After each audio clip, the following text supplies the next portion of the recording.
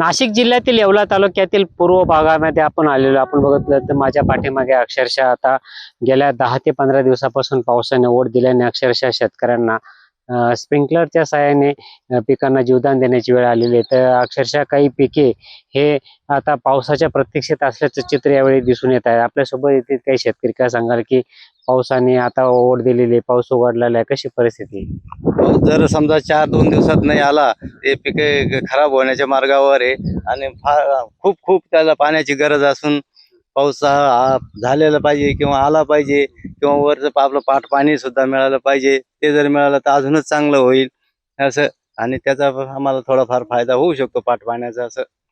काय सांगाल की आता हे स्प्रिंकलर चालू आहे, रोप आहे, कोणतं रोप आहे? हे लालचं रोप टाकलेलं आहे आम्ही पोळ कांद्याचं, पण पाणी नसल्यामुळं तर स्प्रिंकलर वापरून कसं तरी जीवदान देण्याचा प्रयत्न आम्ही करतोय. पहिले या पिरियडला उन्हाळा कांद्याचं रोप टाकलं जात होतं. पहिले असं होतं की 15 ऑगस्टच्या दिवशी किंवा नंतर 4-2 दिवसात आम्ही रोप टाकले जात होतं कोणतं? उन्हाळ कांद्याचं. हा. पण आज अशी परिस्थिती आहे, एक तर पावसा पाण्याचं नियोजन बिघडलेलं आहे.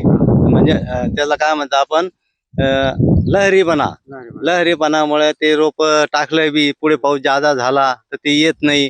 वातावरण चेंज होऊन जातं, वातावरणाचा फटका त्याला बसतो आणि मग आम्हाला त्या हिशोबाने लेट टाकावं लागतं. महिना 1.5 महिन्यात अजून रोप टाकले जाणार ते. पिकाचे देखील मागं पुढं होतं. पिकांचं सुद्धा मागं पुढे होतं ते.